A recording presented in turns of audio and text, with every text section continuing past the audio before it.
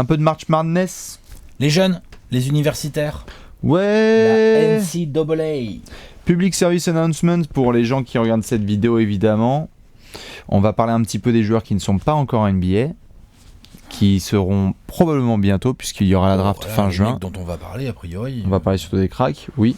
L'occasion aussi de rappeler, évidemment, que nous avons des spécialistes en France qui regardent de la NCA. N'hésitez pas à les consulter notamment, mais que la vérité n'appartient à personne. Donc c'est bien aussi parfois de donner nos avis sur des joueurs qu'on va observer un petit peu. On regarde, moi notamment à titre perso, et je sais dans l'équipe, voilà, on regarde un petit peu de plus en plus les matchs, les joueurs un petit peu qui sont à droite à gauche, sans avoir regardé toute la saison. J'y prends goût, On gentiment. y prend un peu goût. Moi, comme tu le sais, les gens le savent aussi. Je commence souvent à parler de NCA en j'y octobre. prends un petit peu goût quand même. Ouais, moi c'est un assez gros kiff en interne. Mais bon, voilà, c'est juste pour rappeler que forcément on ne peut pas forcément deviner ce qui va se passer dans 4-5 mois. Donc c'est l'occasion surtout de débattre sur ces quelques joueurs qui vont jouer sur le tournoi NCAA. March Madness, on est le 19 mars. Ça a démarré donc hier et on va pouvoir se faire plaisir avec quelques joueurs. On ne va pas parler de tout le monde, sinon c'est un peu compliqué. Chacun a des pépites. Parlez-en, notamment, parlez-en avec nous. On sait que certains parfois débattent dans les commentaires. Et justement, c'est l'occasion un petit peu de mettre le focus sur certains joueurs. Par la suite, on fera les profils de draft, comme vous les savez, pour les gros cracks. On les avait fait dernière avec Léonce à la prod, qui nous avait fait ça en mode Tekken. Street Fighter. Tout à fait. Street Fighter. Donc on pourra peut-être partir sur un truc comme ça. Ça n'a rien à voir, tout à fait. Et donc, on va pouvoir commencer tout de suite. On s'en est pris, allez, une dizaine. Bah moi, oui, en tout, oui. En tout, on a pris une dizaine de gars. Pour rappel, on fait pas de tout le monde, donc c'est vraiment au doigt mouillé. On a pris certains gars qu'on a pu un peu plus regarder. On a pris évidemment les 3 boys de Duke University, Zion Williamson, RJ Barrett et Cam Reddish, ça c'est incontournable.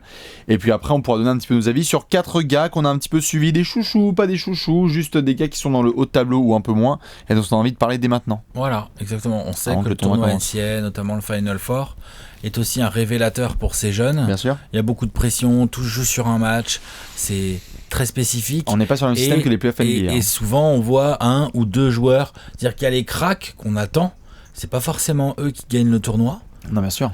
Et après, il y a des mecs, genre, je sais pas, l'année dernière, Dante DiVincenzo, moi je dois être honnête, j'avais pas suivi ce mec trop avant qu'il devienne MOP. Bien sûr, avec Michael Bridges et toute la clique. On est d'accord. Tu vois, par exemple, non, Michael Bridges, je l'avais déjà un peu plus dans mon viseur, entre guillemets, parce que je m'étais tapé des vidéos de scouting de draft, des choses comme ça, tu vois. Oui. Mais j'avais pas trop regardé Villanova jouer au basket, hein, bien sûr. De toute façon, c'est simple, le tournoi NCAA parfois peut vous révéler ou vous descendre. Il y a des gars comme ça, désolé, les gens qui ont connu le tournoi de Kemba Walker avec UConn à l'époque. Step back là. Je veux dire, il y a des gars vraiment qui se font vraiment booster. On a vu notamment, même par le passé, tout ce qui était, même s'ils avaient déjà la cote, Justice Winslow et J.L. Okafor. On a vu Frank Kaminsky et Sam Dekker, si je dis pas de bêtises, avec Wisconsin. Je crois que c'était avec la fac. Bref, il y a des joueurs qui vont profiter de ces 4 prochaines semaines, avant de terminer à Minneapolis, puisque c'est là-bas, si je dis pas de bêtises, qu'a eu le Final Four, pour profiter un petit peu de cette exposition médiatique et justement booster leur cote. Donc on était sur le trio de Duke. Tout à fait. Trio absolument infernal, il faut le dire. Zion, Cam, RJ, Wilson, Cameron Reddish. Reddish, on dit d'ailleurs. Reddish, tout à fait. Ouais. Et RJ Barrett. RJ, ça c'est pourquoi RJ déjà ? Relou à jouer. Ouais, relou à jouer. Tout à très fait. clairement. Oh, très bien. Ça. Très relou à jouer, un pro total. 3 profils de joueurs assez différents. Bien sûr. Quand même 3 ailiers a priori. Zion a encore pris un peu en taille, donc il est vraiment attendu en 4. Fort. Il est vraiment attendu en 4, clairement. Ouais, clairement. Les 2 autres, on va dire qu'RJ Barrett, Cam Reddish. C'est Cam qui a le poste le plus sûr. C'est un 3-3, je pense. Ah ouais, c'est un 3-4. Enfin, il peut être. Moi, je pense qu'il va être 3-3. Oui, bien sûr. C'est un 6-8. Par rapport à RJ Barrett, non mais même en termes de corps, de body. Physiquement, il est violent. Il y a au moins 10 kilos d'écart facile entre les 2 joueurs. Bien sûr. Cam Reddish, franchement, moi j'adore Cam Reddish. Oui. Perso, je préfère être clair tout de suite. Moi, je suis fan. C'est ta Cam, ouais. Ah ouais, je trouve que c'est un pur joueur. Il a un côté un peu, c'est tout. Parlons de lui déjà pour commencer. Cam Reddish, pour ceux qui ne savent pas, qui a donc rejoint notamment Barrett et Williamson à Duke, qui est celui qui en pâtit statistiquement le plus. Notamment cette saison, parce que tu peux pas avoir le même nombre de ballons pour tout le monde. Non, puis Zion Williamson il prend une place folle et RJ Barrett il aime bien avoir le ballon dans les mains. Et l'autre il est gourmand, ouais. Et il aime bien ça. Et puis attends, il a le talent qui va avec. C'est une patte gauche vraiment magnifique et tout, RJ Barrett. Bien sûr. C'est le plus jeune RJ Barrett ? Oh, peut-être, mais avoir. Ouais, en tout cas, Zion, ça se joue Zion, je sais pas. Mais en tout cas, ça Reddish a un an de plus, ça j'en suis sûr. Par contre, moi, ce que j'aime bien chez Reddish, c'est justement déjà, je trouve que son jeu est déjà très bon, sans ballon, avec ballon. Et Elite catch and shooter. Il shoot extrêmement bien déjà. Ouais. Comme je le disais, c'est un sacré pépère. Déjà. Ouais, beaucoup déjà les 2-0-3 et les 100 kills. Ouais, beaucoup de coachs là qui le voient souvent et qui disent, il y a des extraits notamment pour ceux qui lisent The Athletic, qui parlent vraiment d'un joueur, physiquement tu le vois, tu fais ok. Il est prêt en NBA, il est prêt. Ouais. Ah ouais, non, il débarque demain en NBA. Il a la mobilité. Hein. Il est là, il peut jouer 3, il peut jouer 4. Hein. Ouais. Il n'y a pas de souci. Il y a ce côté un peu parfois Paul George dans certaines comparaisons, de toute façon on va en parler après, mais voilà. Bien sûr. Mais il y a de ça, ouais. Tout à fait d'accord. Les points un petit peu négatifs par rapport pour Cam Reddish, ça va être notamment ce qui est dit un petit peu en coulisses sur l'attitude, c'est-à-dire est-ce qu'il a le même feu que les Zion et RJ Barrett qui ont ce côté un petit peu je me tape sur le pec, ce feu un peu intérieur quoi, qu'on a vu un petit peu chez les ailiers par le passé, on se posait la question, Harrison Barnes, Andrew Wiggins, c'est le genre de gars à talent qu'on voit en NCAA, hein. C'est vrai. Andrew Wiggins, et qui du coup a du mal à percer au plus haut niveau. Et qui ont un plafond un peu plus bas parce qu'ils n'ont pas le... C'est le plafond mental en fait. C'est ça. C'est pas un plafond athlétique ni technique, il est mental. Bien sûr. Non mais t'as raison de comparer avec Andrew Wiggins et Harrison Barnes parce que ce sont deux exemples. Il peut potentiellement aller dans cette voie qui est déjà une belle voie. Hein, mais, ce qui est déjà une très belle voie puisque c'est considéré comme un potentiel plancher pour Cam Reddish s'il fait le boulot. Après, c'est ce côté, voilà, comme on l'a vu par le passé, c'était très difficile de savoir si un Paul George et un Kawhi Leonard, qui sont plus draftés entre les places 10 et 20, on savait pas trop pour ça, mais après on a découvert l'éthique de travail, ce sont devenus des superstars. Voilà, ils en voulaient aussi. Oui, c'est là sur Cam Reddish qui va avoir des points d'intégration et sur sa capacité à finir aussi. Sur RJ Barrett, il peut y avoir des points d'interrogation différents. Lui, clairement, il a le feu, c'est un joyau, un diamant brut. Ouais. Et il a faim. Il a envie du Starship System, il a envie de tout ça. Après, il y aura d'autres questions à se poser sur lui. C'est quoi vraiment son poste? À côté de quel joueur? Comment tu le fais jouer? Et donc, il y en a qui le mettent un ou deux. Hein. Exactement. Ah, mais peut-être. Pourtant, il est grand. Il est peut-être un peu moins grand que Cam Reddish. Il est peut-être qu'à 2,01. Cam Reddish fait vraiment ses 2m03, je pense. Moi, j'ai l'impression. Après, c'est parce qu'il est moins costaud. C'est un 6'8" sur Reddish. Mais effectivement, on va se poser la question de son poste. C'est pour ça que je suis intéressé de le voir là. Dans ce tournoi NCAA et notamment peut-être potentiellement dans le cadre quand il leur reste plus que 8 équipes, là je me rappelle plus comment ça s'appelle, Elite 8. Le Elite 8 Sweet 16, Elite 8, Final Four. Ou d'un Final Four, parce que y a de la tension. Comme on l'a dit tout à l'heure, tout se joue sur un match et autant Cam Reddish à côté d'un Zion, je dis Zion exprès, hein, ou d'un RJ Barrett, moi je pense qu'il va faire le taf, tu vois, c'est un mec qui va faire son taf, Cam Reddish, dans ce genre de match. Je le vois moins se chier dessus potentiellement qu'un RJ Barrett, mais je le vois aussi moins dominer le game qu'un RJ Barrett peut le faire. Tu vois ce que je veux dire? Bien sûr. Je trouve l'amplitude, je trouve que c'est très intéressant de voir comment RJ Barrett va se comporter dans ce genre de match, parce qu'il peut prendre le match à son compte de ouf, bien sûr, et déboîter l'équipe adverse d'une manière violente. Il est capable. Il peut aussi mal shooter, perdre des ballons, croquer, mal défendre, croquer et tout le bordel. Ce que Cam Reddish, je le vois pas faire. Je le vois ni croquer ni mal défendre. Bien sûr, mais d'ailleurs c'est marrant parce que c'était un petit peu le sujet quand il y a eu toute l'affaire avec notamment la chose explosée de Zion Williamson, c'est qu'à partir du moment où il a loupé quelques matchs, c'était assez intéressant de voir justement le comportement de ces gars-là. Et en fait, il y a une vraie étiquette qui est déjà collée un petit peu sur RJ Barrett et sur ce côté un petit peu croqueur en soi de beaucoup j'aime le ballon. Il aime passer et il est capable de devenir un playmaker très très bon au niveau supérieur, mais c'est vrai qu'il a beaucoup tendance parfois à foncer tout droit et pénétration.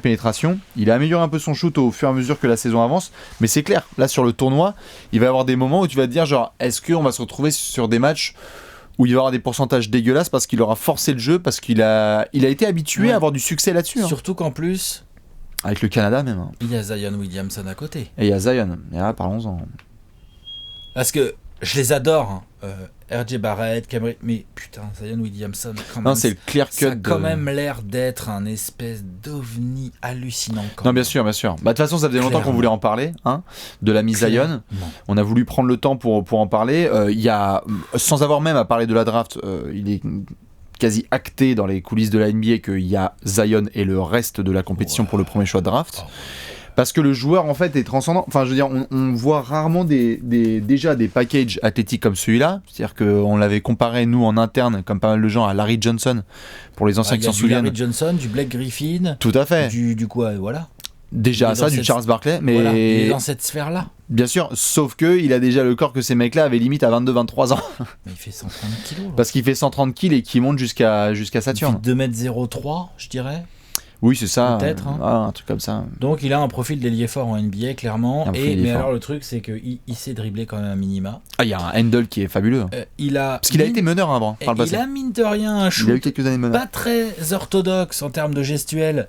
Mais enfin, ça rentre un peu quand même. C'est un push shot, voilà, mais. Ça rentre un peu quand même. Il est adroit. Alors, en termes de finition au cercle, je parle pas des dunks. Hein. Je parle de finition au cercle quand il faut un peu de toucher, tu sais, les finger rolls et tout. Il l'a. Ah, bien sûr, il l'a. Grave. Et puis au pire, il y a le rebond offensif et le second jump le plus rapide. Et alors, oh mama, les dunks, évidemment. Ouais, et sûr. Même au poste bas, quand il la reçoit déjà. Là, en NCAA, c'est même pas drôle. Il n'y a pas un mec qui peut le contenir. Donc après, c'est toujours pareil. C'est ce que je dis souvent quand je parle de NCAA. Ce genre de surathlète. Je veux bien les voir quand il y a des hommes en face. Bien sûr. Je veux bien voir. Quand il y a des darons, bien sûr. Quand il y a, genre justement, quand il y a Paul Millsap. Dans la semaine, t'as Youssouf Nourkic même. Oh non, j'aurai peut-être pas pivot quand même. Non, mais je veux dire, par là, tu vas te rendre compte de taper parfois des gars en pénétration où Nourkic, il va y aller avec les deux coudes en avant. Voilà, par exemple. Et puis c'est pas les mêmes bébés non plus. Bien sûr. Même quand en vis-à-vis, ça va être du Paul Millsap, ça va être du, tu vois, genre même du Draymond Green. Ou même, je sais pas, genre Tobias Harris qui va venir s'occuper de ton cas, là, tu sais, tu vois, genre c'est ça la NBA. Ah, bien sûr. Donc, on verra. Mais putain, c'est clair qu'il a un potentiel athlétique complètement fou. Et il donne ses balles, lui. Il a l'air. Ce que j'aime bien, c'est le package complet, bien sûr. Il dégage le truc d'un leader, mais collectif en plus.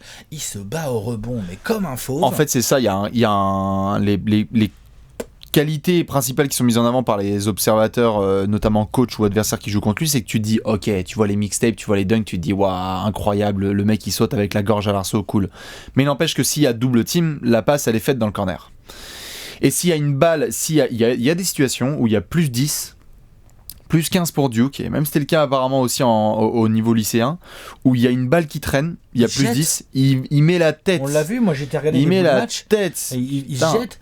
Au rebond. Et ce côté compétiteur, c'est incroyable. Au rebond défensif, il fait vraiment ses écrans retard. Au rebond offensif, il est vraiment en mode hustle, énergie, je vais aider et tout.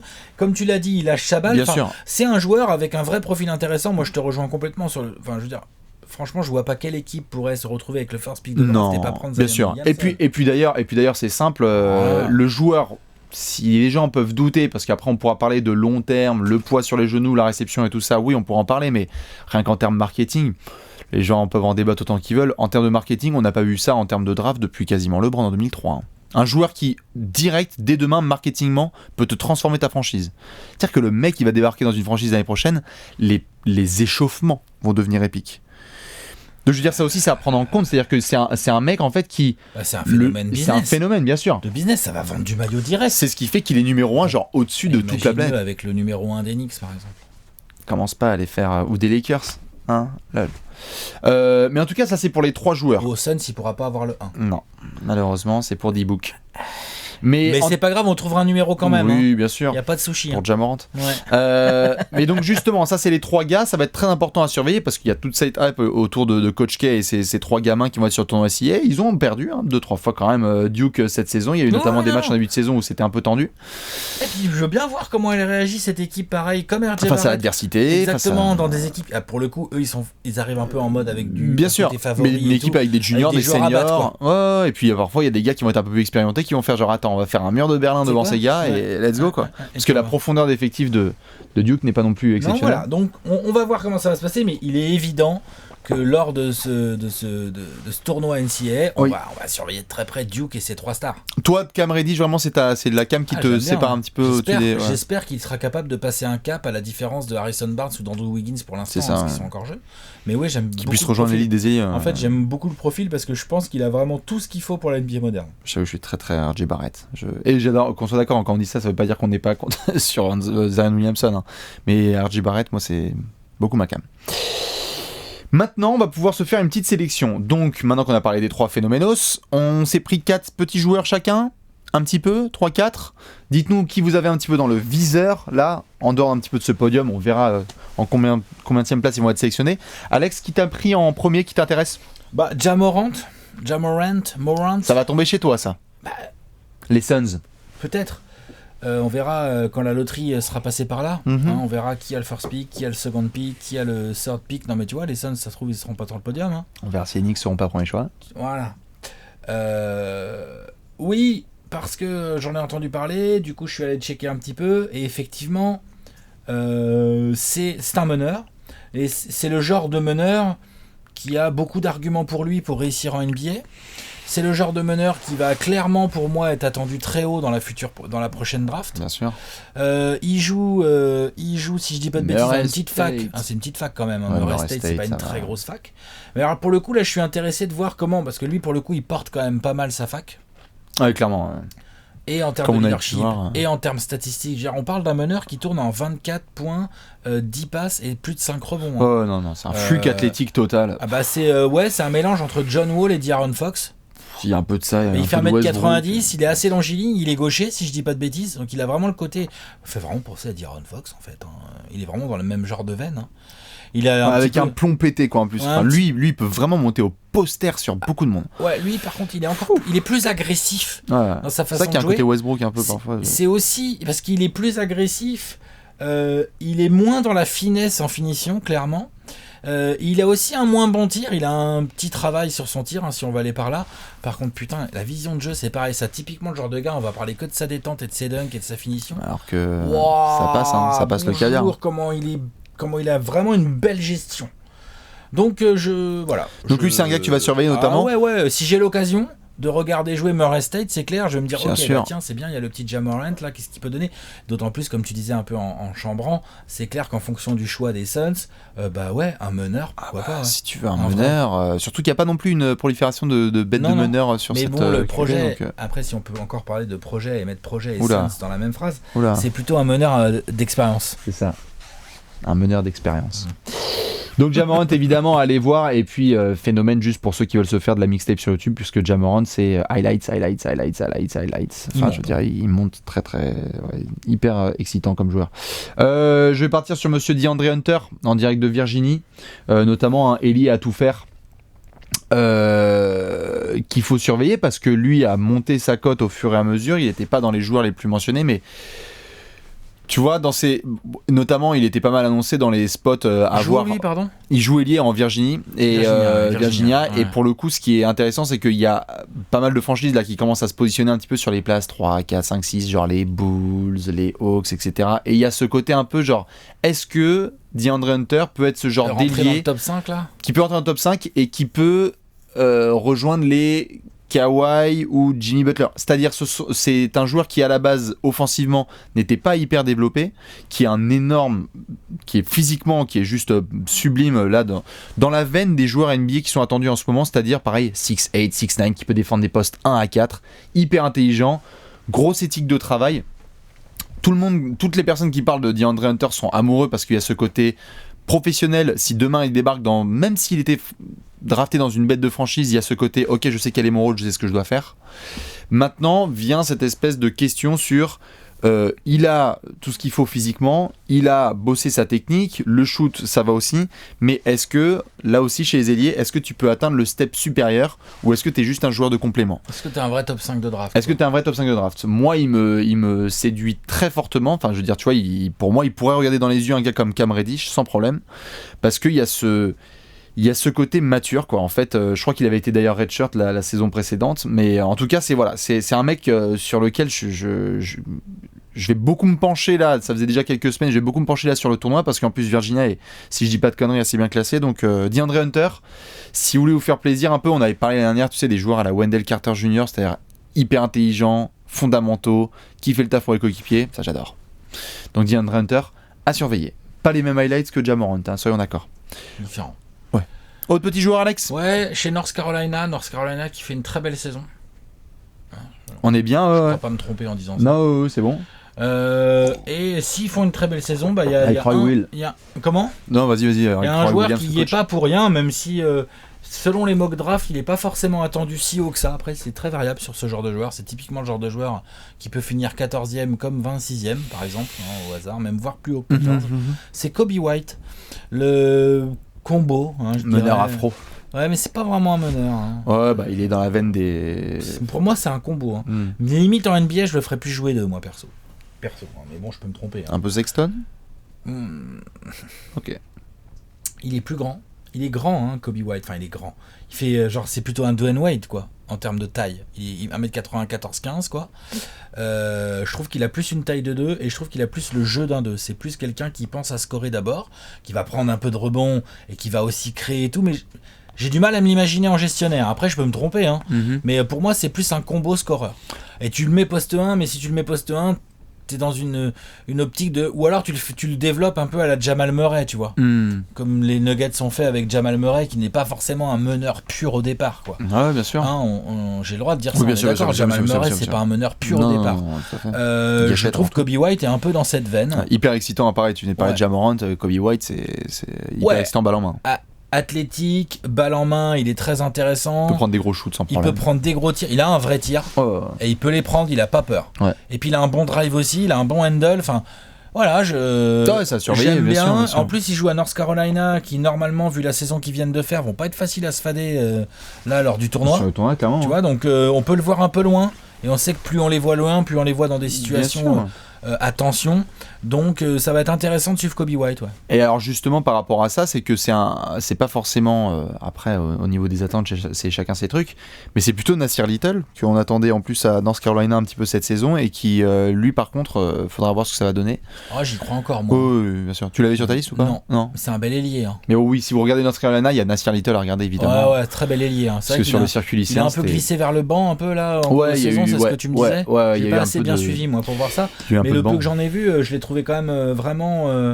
Il y a un vrai potentiel chez ce joueur. Athlétiquement, c'est tendu. Il sera pas forcément moins haut que son copain Kobe White à la draft. Non, ça c'est sûr. Ça veut rien dire, on verra bien. Monsieur Keldon Johnson, bon, ça c'est pour faire la minute Kentucky. C'est-à-dire une draft sans un mec de Kentucky, on l'a vu l'année dernière. Nos copains Kevin Knox, si je dis pas de bêtises. C'est surprenant que le petit Ja Morant soit pas à Kentucky, franchement. Normalement, ce genre de joueur. Ah oui, ça aurait pu être celui la John Wall et la De'Aaron Fox Connection.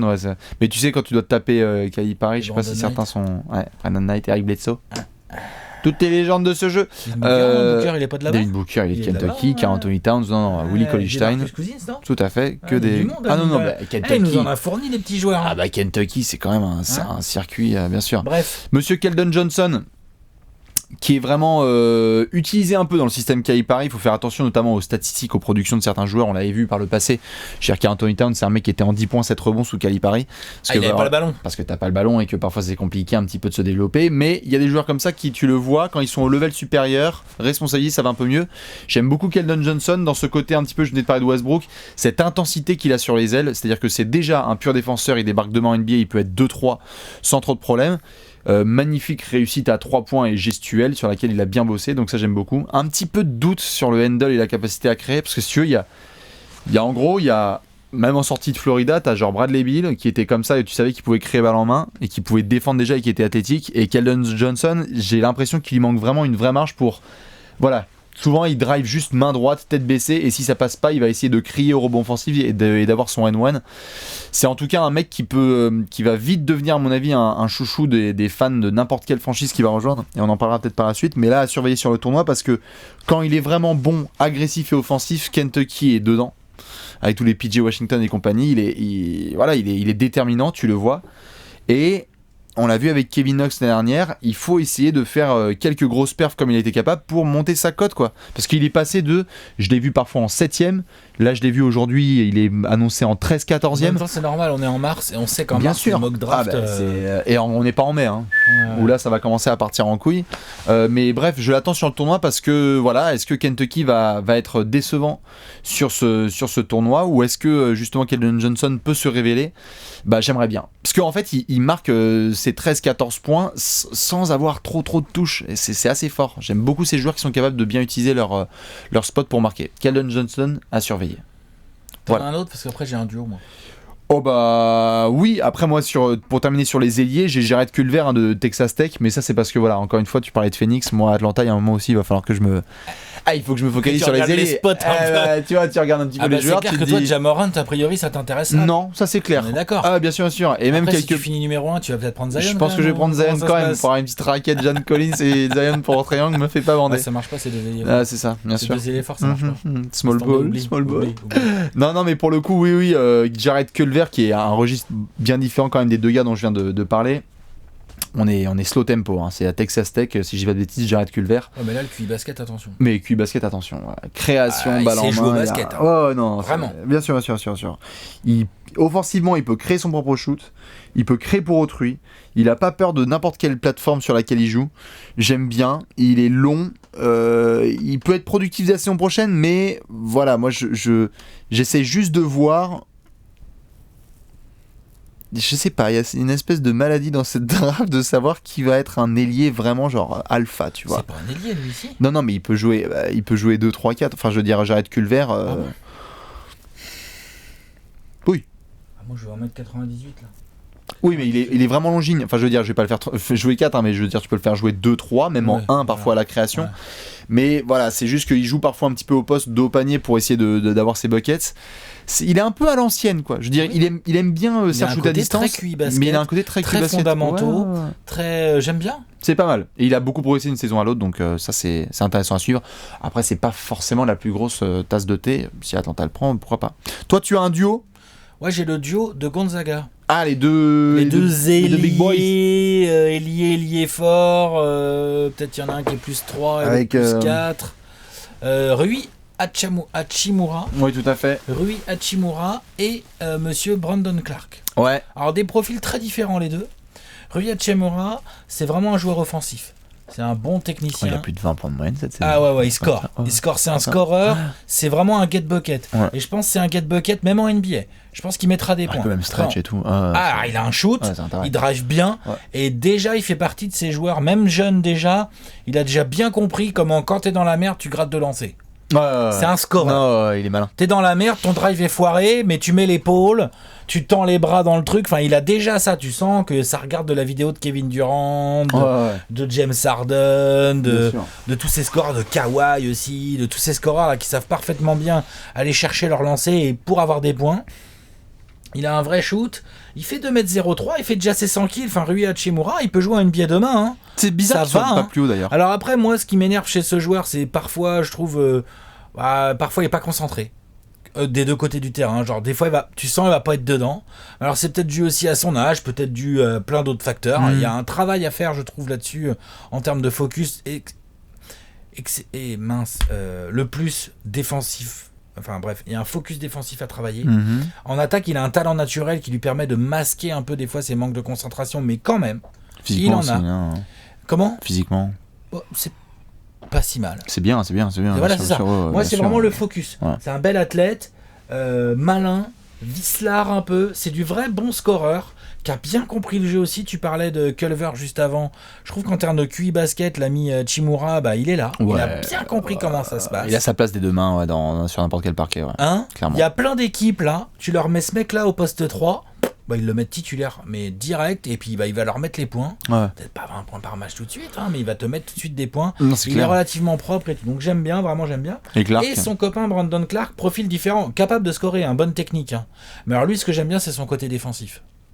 Lui, pourtant, il est pas. Je sais pas s'il est plus grand qu'Hachimura. Non, c'est quasiment les mêmes tailles. J'ai l'impression qu'il a des bras. C'est Brandon Clark. Un autre type de barbac. Si jamais il y a quelqu'un qui nous a déjà fait. La draft combine un peu de Brandon Clark. La petite fiche draft express. Je le vois pas là, il est où Brandon Clark. Je voudrais juste sa wingspan en fait. Ah vas-y, va nous chercher ça sur Google le temps que j'en parle un petit peu. Vas-y.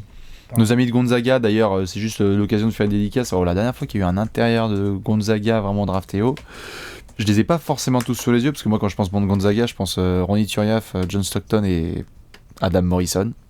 Je crois. Mais à Gonzaga, il y a dû y avoir 2-3 autres gars qui sont venus. Kelly Olynyk. C'est pas Gonzaga, Kelly Olynyk, je crois. C'est bien. Un truc comme ça.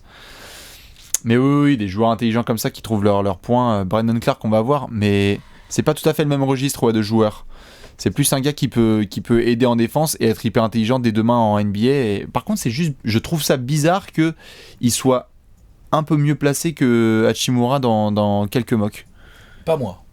Non, ouais, tu préfères Clark que Hachimura ? Je sais pas si je préfère, mais je trouve pas ça bizarre parce qu'en fait, on a là en face de nous, bon, j'arrive pas à trouver un. C'est pas le même âge, hein, il est senior hein, ou au moins junior, hein, notre ami Brandon Clark, non ? Il a pas genre 22, 23 lui ? Bah, à checker, mais bon, en tout cas, lui peut clairement débarquer demain en NBA et avoir un rôle puisqu'il le connaît. Il sait ses limitations, quoi. Ça, c'est plutôt cool. C'est-à-dire que 6A, ouais, voilà, il a presque 23 ans, c'est bien ce que je disais. Bon, je n'arrive pas à trouver sa wingspan, je suis vert. Son envergure. Oui, son envergure. Par contre, ce que je sais, c'est que pour avoir vu quelques bouts de match, pour avoir regardé comment il se place, comment il est capable de... Comment il aime ça, en fait. Comment il aime aller au compte, comment il aime intercepter, comment il fait bien ses rotations en aide, comment il se bat au rebond et tout. Clairement, on a là un profil de mec qui score déjà... il met 16 points par match, hein, je veux dire. Il n'est pas en train de rien foutre en attaque, mais il fait 3 comptes par match. Là. Donc, tu vois, et plus d'une interception. Enfin, tu vois, genre, c'est un gars actif, c'est un gars hustle, c'est un gars energizer. Qui va aider pour peu que ce mec bosse son 3 points, bon, laisse tomber, au poste 4 en NBA, c'est que du bonheur. Ça peut être un enfer. C'est que du bonheur pour beaucoup d'équipes. Tu vois, genre, tu sais, un profil l'espèce de Miles Turner des ailiers forts, un peu là. Relou. Ça stretch et ça contre. Ouais, voilà, c'est ça. Bien sûr, ça lâche rien en défense. Bien sûr. Ça a pas besoin de la balle, pas trop, tu vois. Non. Pas trop, quoi. Brandon Clark. Il y a des joueurs, il y a des franchises qui adorent ça. Hein. Tu sais, tu l'intègres dès demain. Dans ce sens-là, que je suis pas surpris qu'il soit, par exemple, plus haut qu'un Rui Hachimura, où t'es moins sûr exactement de son poste. C'est un 3, c'est un 4. Lui, Brandon Clark, tu sais, c'est un 4. Et il va défendre sur des 3 ou des 4, voire de temps en temps des pivots. Et son taf, c'est rotation défensive, aide, contre, interception. Et en attaque, 4 chaînes 3 points.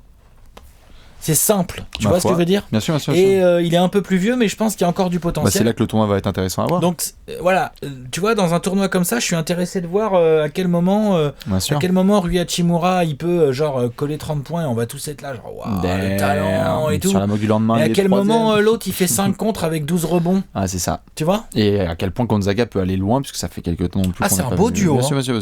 C'est un beau duo. Ça peut être clair. Moi, le dernier petit, évidemment, c'est le côté, pour moi, le plus pile ou face de ce haut de draft, c'est Jackson Hayes, qui est donc pivot à Texas. Spoiler alert, hein, pour ceux qui ont suivi un peu Texas ces dernières années, tu parlais de Miles Turner, on peut parler de Jarrett Allen, on peut parler de Mo Bamba, on peut parler d'autres gars comme ça qui viennent. Bon, en termes de kamikaze au contre, il a eu la formation. Brandon Clark est un peu dans cette veine. Hein. Un peu dans cette veine. Lui, en tout cas, Jackson Hayes, il y a un côté en fait assez bizarre. Pour ceux notamment qui ont vu un petit peu, j'avais pu en discuter avec certains sur les réseaux sociaux, il se met assez tard à vraiment prendre le basket au sérieux. Il a des parents qui sont un peu sur le foot américain. Enfin, le daron au foot avait fait de la NFL. Ouais. Et en fait, il fait des progrès mais vraiment de semaine en semaine. Genre, c'est un peu flippant, tu vois. Il y a un côté parfois un peu Rudy Gobert, où il va monter absolument sur tout le monde au contre. Il est grand comment, ce mec ? J'étais en train de chercher. T'es 6'10", 6'11", il continue de grandir, il a une afro, il a des bras interminables. Ça monte vraiment au contre sur tout le monde. Donc, évidemment, il va prendre des tonnes de fautes. Oui. C'est comme ça, c'est son côté kamikaze parce qu'il commence à comprendre un petit peu, il scratch la surface comme on dit là-bas. Il commence à comprendre un petit peu comment se passer en défense. Mais putain, moi parfois il y a des matchs où tu le vois et où Mo Bamba limite rêverait d'avoir fait ce qu'il faisait là cette saison. Sur séquence, hein, je parle. C'est-à-dire que il peut vraiment rester pendant 5 minutes les bras en l'air et juste faire 4-5 comptes comme ça parce que les mecs pensent qu'il va baisser ses bras et que ça va être une erreur de jeunesse, tu vois. Après, l'action suivante, il va faire un passage en force et c'est les erreurs un petit peu à faire, mais dans la veine des pivots comme ça qui peuvent défendre sur plusieurs postes et être en double-double avec 2 contres à l'avenir, tu vois. En plus, il met ses lancers. Je sais pas, il y a un côté vraiment pas bust non plus, où c'est pas genre soit jackpot, soit bust. Mais lui, putain, s'il atteint son potentiel, il peut vraiment regarder très rapidement tous les alumni de Texas qui récemment... Ça joue où ? Texas pivot, et comme je le disais là, Jarrett Allen, Miles Turner, Mo Bamba, tous ces espèces de mecs qui viennent là en NBA depuis quelques années, qui sont ouf au contre. Et qui intéresse les franchises NBA parce qu'en fait, t'as besoin d'un espèce de protecteur d'arceau comme ça avec 4 ball handlers. Aujourd'hui, c'est plus facile de trouver un ailier qui sait dribbler et qui met des tirs qu'un mec qui pivot contreur qui ferme sa gueule et qui fait le taf, bien sûr. Donc à surveiller. En tout cas, lui, parfois, il y a des matchs fantômes et des matchs où tu te dis waouh, pourquoi il n'est pas dans le top 5 de la draft. Voilà, après il y a évidemment d'autres joueurs, ça on pourra en parler notamment avec vous sur les sociaux, où on en parle aussi sur le site de Trash Talk, Bol. Avec la blessure qu'il a eue, ça fait chier, mais c'est comme ça. Et d'autres petits gars qu'on va regarder par la suite. Nous, les prochains gros rendez-vous, évidemment, ça va être le 6 et 8 avril, si je dis pas de bêtises, c'est le Final Four. Ouais. Ensuite, après, on aura... sur Trash Talk, on va vous faire comme d'hab tous les ans, au moins une trentaine de fiches. Sur les futurs gars, au moins le premier tour élargi, on va dire. C'est ça, on fera des petites vidéos aussi pour Barcelone. On n'a pas parlé de lui, mais on lui passe le bonjour à Sekou Doumbouya. Ouais, c'est vrai, Sekou. Bah oui, forcément. Qu'on va attendre dans le top 15 en touchant du bois. Ailier fort. Genre ailier qui a, bien sûr, bah ça, bien sûr. Avec des longs bras. Boston. Non mais t'es d'accord. Tout à fait. Intéressant. Bien sûr. Lui, on peut pas parler de lui aujourd'hui parce que il joue à Limoges, il joue pas le tournoi universitaire. Mais par contre, quand on reviendra à la draft, on va parler de lui. On va parler de Sekou, tout à fait. On va réfléchir à où est-ce qu'il pourrait aller, qu'est-ce qui serait bien pour lui. Bien sûr. Mi-mai, on aura la loterie. Moment extrêmement important pour voir qui est drafté où, et puis évidemment nous on se fera des petits profils de draft avec Léon en long et en large, en mode Street Fighter. T'as vu, j'ai pas fait d'erreur. C'est bien, ça n'a rien à voir. Exactement. Bon tournoi NCAA à toutes et à tous, n'hésitez pas à nous donner vos avis sur vos chouchous, et on se retrouve bientôt pour parler de la draft 2019. Ciao.